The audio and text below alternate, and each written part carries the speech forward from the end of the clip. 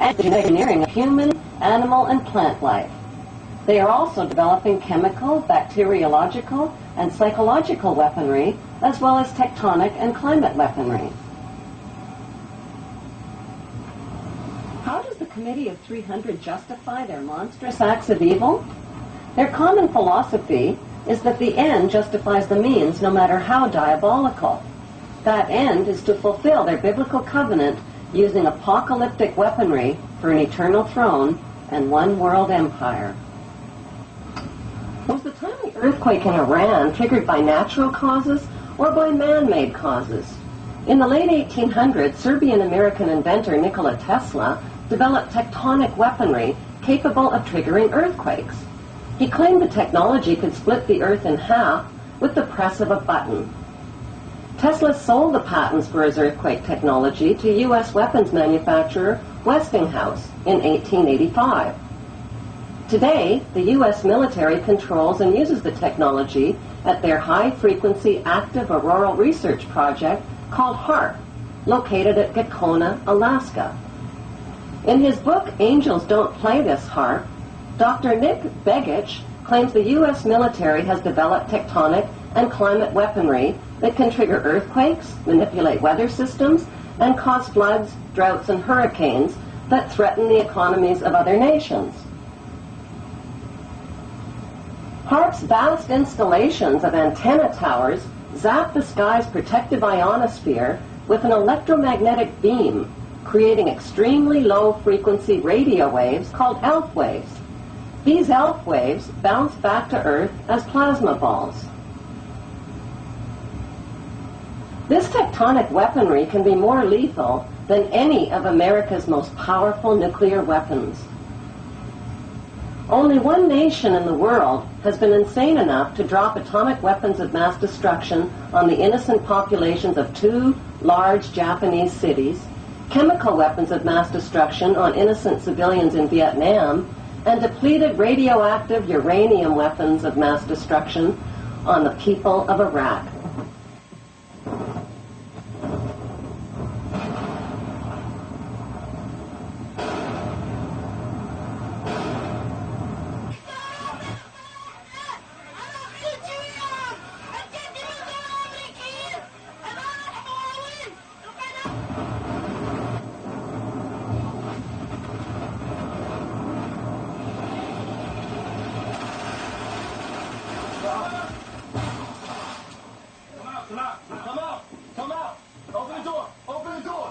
Get your hands up and come outside. Come outside. Everybody in the house needs to come outside. Out here in the yard, out here in the yard. Keep going, keep going, keep going. Keep going. No one there. No one in that one. Yeah, clear the house now. Let's swing on down straight. Keep going.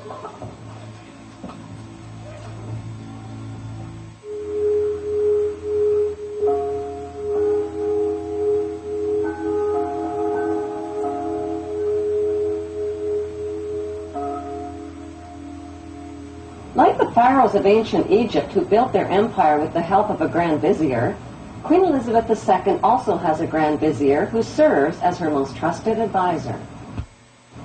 His name is Lord Evelyn Rothschild, and he is the second wealthiest and most powerful person on earth. He is also Lord of the world's financial capital, the city-state of London. Lord Rothschild and his ring of power hide their identities behind 13 city council members who stand in as their representatives. On November 30th, 2000, Lord Rothschild, now in his 70s, got married in London to a wealthy Zionist businesswoman named Lynn Forrester. The couple then jetted to Washington and spent their wedding night in the White House. Just months before 9/11, they moved to New York and settled into their 18th floor luxury palace at River House, where 2 private terraces offered them front row seats for the scheduled 911 show.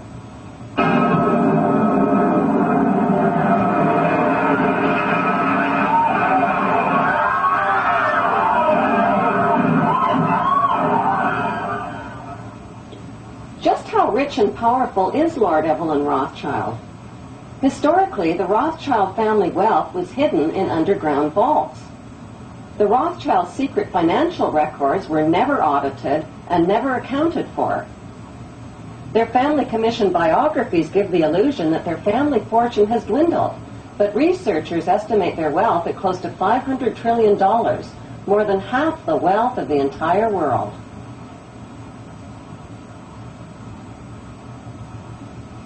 Besides their many castles, palace mansions, wineries, racehorses, and exotic resorts, the Rothschilds bought Reuters in the 1800s. Reuters then bought the Associated Press, which selects and delivers the same news stories to the entire world, day after day. They have controlling interest in 3 major television networks and easily avoid media attention since they own it. Until recently, they owned and operated England's Royal Mint and continue to be the gold agent for the Bank of England, which they also direct.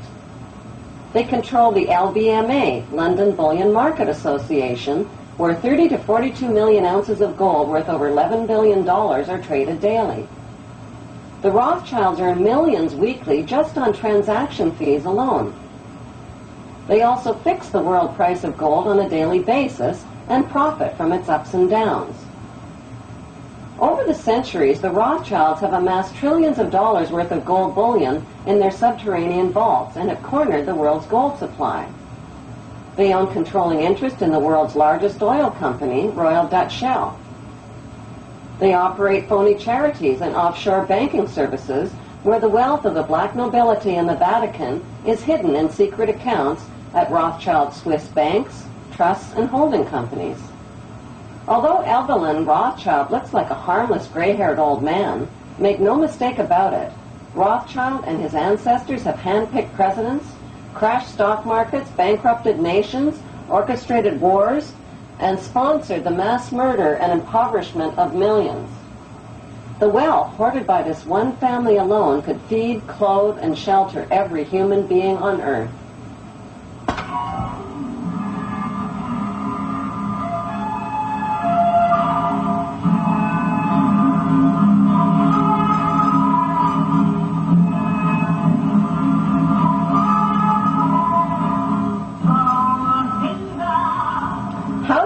Rothschild become the filthy rich Grand Vizier to Queen Elizabeth II and godfather of the black nobility. By birth, Evelyn Rothschild is the great-great-great-grandson of Mayer Rothschild and is passing the godfathership down to David de Rothschild.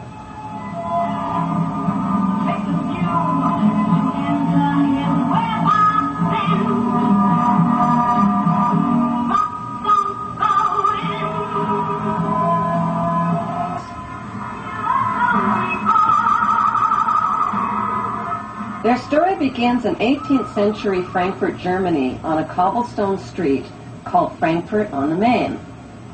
Mayer Amschel Bauer was a goldsmith and a loan shark. He hung a red hexagram shield over his doorway and changed his name from Bauer to Rothschild, which means red shield in German. The red hexagram shield was the symbol for the world revolutionary movement. Family biographers describe Mayer Rothschild as a poor man who lived with his family above his goldsmith shop and sold rare coins to royal customers. Contrary to appearances, Mayer stashed a big supply of gold, precious coins, and jewels in special hiding places inside his house.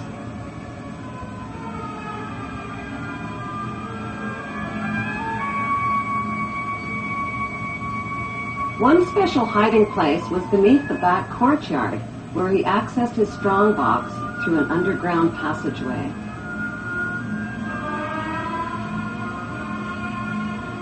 Mayer taught his 5 sons the tricks of the trade. To them, he wasn't just their father, he was their lord and master. To them, he was Lord Mayer. In 1773, Mayer Rothschild invited 12 wealthy, revolutionary-minded men to his goldsmith shop. Together, they formulated a plan to seize control of the world's wealth. They made a pact to secretly pool their money and influence to bankrupt the nations of the world and create a new world order. Using his connections, Mir teamed up with Prince William,